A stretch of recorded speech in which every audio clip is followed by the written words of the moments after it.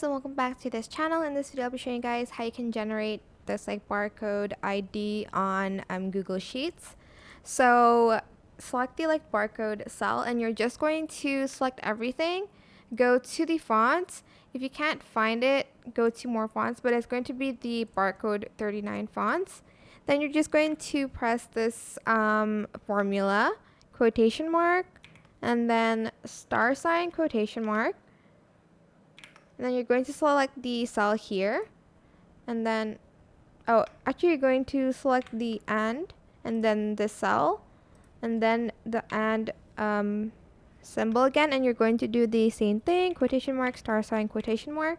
Then you're just going to press enter and autofill, and you'll have the barcodes for each of the product ID, and that is basically it.